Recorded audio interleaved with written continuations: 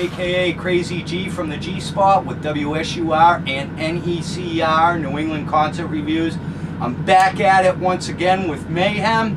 This is the Rockstar Energy Drink Mayhem Festival 2015. I am here today with none other than the guitarist for the Devil Wears Prada, Mr.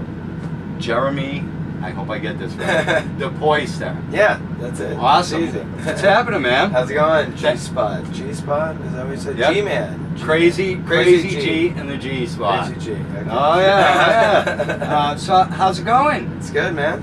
It's Cool. really good. Cool. I want to thank you first and foremost for taking the time to talk to us here. Yeah, no, I know you guys are very busy and you got a lot going on, so again, thank you, and thanks to the Devil Wears Prada for getting right into it, so to speak. The Devil Wears Prada pushes the envelope on everything they do. Your newest project coming out next month is called the Space EP. Briefly, can you tell us a little bit about the EP and what it was like writing it? Yeah, so it's a concept EP. About 5 years ago we did a zombie EP, and that went over really well for us for whatever reason. I guess people like zombies, heavy music together. So we wanted to go back in and do something short again. For a band like us, we can't do a concept for 10 songs. People just get bored by the end of it. So we did the space thing, jumped in pretty heavily into it. We did it a little bit differently because individual people wrote songs and brought them in, and then we formed them together as a group. We've written more so as a group and stuff like that before, so it was kind of fun. So we'll probably try and explore that. I received a press release for you guys, and it stated that the Space EP is a collection of thematic songs that explores a different point of view of space and the things that exist outside the Earth's province: the sun, the moon, aliens, asteroids, the interstellar space explorer. That is a very deep concept, to say the least. How did you all collaborate on this? I mean, so Mike, our singer, he's like a very writer-oriented person. That's his main passion. He's written a couple novels, a couple short stories, and different things like that. So he's always had that kind of cinematic vision, I guess, with the lyric kind of thing. So this kind of just came a launching point to do that. So I think he already had a couple themes in mind that he wanted to do, but then he would hear certain other songs and ideas and go, oh, this could be a Supernova song. And so then we go in and we're like, oh, okay, well, maybe we should make the leads and the keyboards and all these sections sound more like that. So I don't know. Yeah, it's a huge, vast thing, space, but at the same time, there's only like 15 things in it, like planets, stars, galaxies, black hole. That's it. There's actually more things, even just in the woods, than there is in space. Like different things. Does that make sense? No, perfect sense. That makes perfect sense. It's almost easier to tie down what the band released the track Supernova off the EP, and it launches you into space from the start.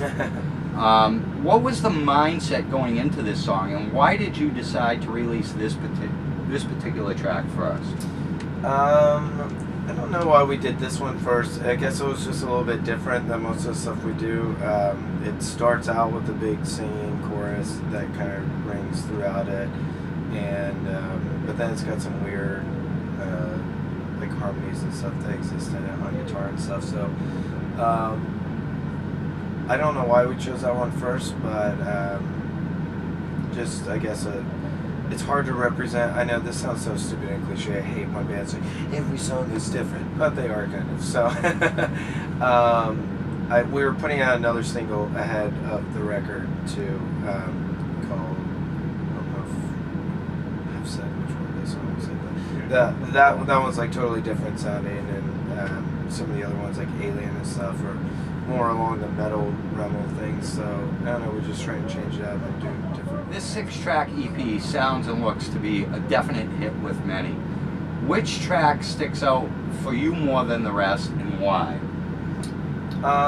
The song Moon God I kind of wrote myself, just like Asteroid micro and different things like that. So that means a lot to me because it was just that's something we haven't really done. Our other guitar player, Chris, who left us back in the fall, would bring in a lot of songs and song ideas, and we'd build things off of that, but I've never really done that to that extent. So that was kind of like okay, I can do this, I can really do this kind of thing. So what else can you tell us about the making of the Spacey EP we may not know about? Well, that's one thing. I think most people by now know that Chris left last fall, so we have a new guy, Kyle, that's playing with us. He wrote and recorded with us. He's a really talented dude, super awesome. Our keyboard player, John, almost acts like a second producer. He's so good with song structure and stuff like that, and just themes and melodies and stuff. So he's super active, but I don't know, it's probably the most chemistry that we've had as a group in like 10 years, so it's we're really excited right now. And no, that's awesome, because you know, I have to say, from watching you guys over the years now, you know, the Devil Wears Prada is always on top of their game when writing or producing an album. Your style is unique and tantalizing. This CD seems to be thriving on uniqueness more so than past albums, in my own opinion. Thank you. What does the band look for when you first start creating an album? And, you know, is there a specific mind thought when you go into this? Yeah, it's so different. I mean, you know, like for us guitar players especially, we're just trying to find a riff, you know, that's like, if I could just have a cool riff that I could build a song based on that. For a keyboard player, he's more concerned with that. Let me just write a song, the structure of a song.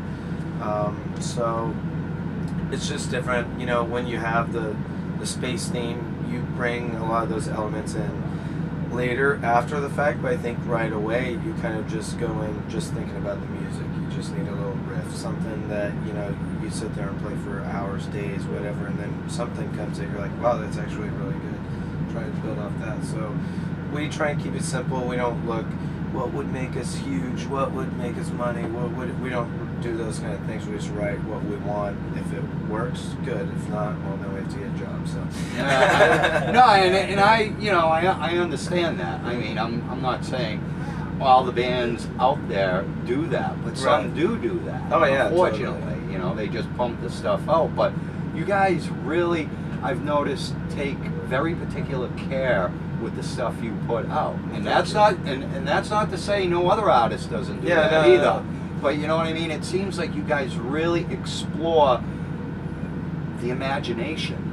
You know? You just, you know, 10 years later you get bored, man. You can't play, especially with the kind of music that we play. It's just, it's so many bands have come along and done the same thing we were doing for so many years, and that it gets boring. So you want to do something different, try and push the envelope a little bit. We're just lucky that we have a group together with enough brains, I guess, that could, because, you know, we're just so lucky. I think about that all the time. I'm like, what if we had one guy that was not that good? Because you see so many bands, you're like, man, they're almost really good. In fact, that guy's better than me, that guy's better than me, but we're just lucky we have this collaborative group. I think that you segued me right into my next question. It seems that you guys are tight as as a collaborative effort and or unit. Do you guys ever come to I want to call it creativity blocks, and how do you face and or overcome them? Yeah, it happens all the time. I mean, especially writing or doing, just especially recording a record like this. There's so many different personalities. Even though you guys have chemistry, you think different things, or sometimes your judgment gets clouded and stuff. I'm really bad about that, and we get blocks all the time. But then some really cool stuff comes out of that. There's certain riffs I can think of off the top of my head in songs on this EP alone where maybe Dan, our drummer, would be like, I don't like that part, and you're going, well, do you have another one? No. And then you sit there for a while, write something better, and then you're like, that's the best part of the song now, and we never would have thought of it if you didn't put the down. And I understand. Sometimes it just happens for no obvious reason at all, and I think that's where you get really great creativity. Mm-hmm. You know, yeah, you gotta have like I don't know. It's like making a movie. If you're gonna shoot this scene, then you run out of money right there. Well, you gotta get creative and do something cool. The Devil Wears Prada has you've created is enormous, to say the least, and it continues to grow. What or can you attribute such a following for you guys to? I don't know. I guess we're just really honest. Like, we've never tried to present ourselves as rock stars or anything like that. You know, we're sitting on a $4 million bus or whatever it is, but it's leased, and we don't pretend like it's not. You know what I mean? I'd be rich if we weren't on this thing. But it's like, you know, we just always try to be real dudes. We are really honest. We only care about the music. We're kind of punk rock in that when we go out and do a show, you know, we have the lights, we have the big show and everything, but we kind of just come out and play. You know, we'll play 3 or 4 songs before even saying anything. We don't do a whole lot of throw your hands in the air. That's just not us. That works for a lot of bands, and I love a lot of bands that do that, but that's just not our style. So I think maybe people like that we just cut through the malarkey and get right into the music. Well, you kick it right in the face. That's what you do. I mean, Kick some ass, a lot of bands don't do that, but you know, you're right. You're not up there to talk. You're up there to. That's how I've thought. Like Slayer, you know, I watch them every day on this tour, and sometimes you analyze it yourself. You go, should we say more? Should we do this? Should we be more engaging? But then you watch Slayer, and they just bang through hit, and then he stops. He's like, thank you guys, thank you. And they just bang into more songs. It's like, if your music is as good as theirs, you don't need to talk to anybody. The music is the thing. So that's kind of an inspiration towards make music that's good enough that you don't even have to say anything about it. And that's a great way to look at it, and a great. Is there anything you'd like to say to the fans of the Devil Wears Prada? Just thanks very much. We really appreciate you guys. Everybody says that, but we really do mean that. You know, 10 years later, started the band.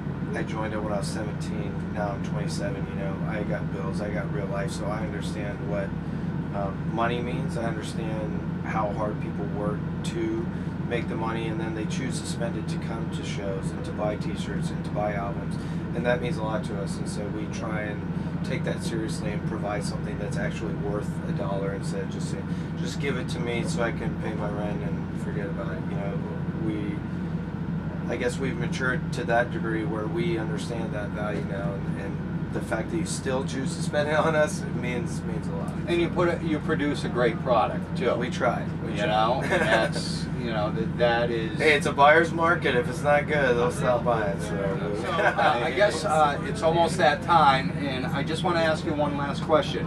Other than the present time and the Space EP being promoted, is there anything forthcoming in the works for the Devil Wears Prada you could enlighten us on? Yeah, we're almost done booking out a tour this fall. That's going to be a U.S. tour, and then I think we're going to try and go to Europe and some other places early next year. We have a new music video we just shot, and it's going to be coming out really soon, ahead of the record, and then we're going to start writing again late this fall. So cool, awesome. Just getting going. Awesome. We never stop. Never stop. That's good, though. At this time, I want to say thank you again, everybody, guitar player, vocalist for the Devil Wears Prada. Is that Crazy G? Crazy G in the G spot. Thank you, brother. Hey, thank you. And hey, thanks for tuning in. Talk to you guys later.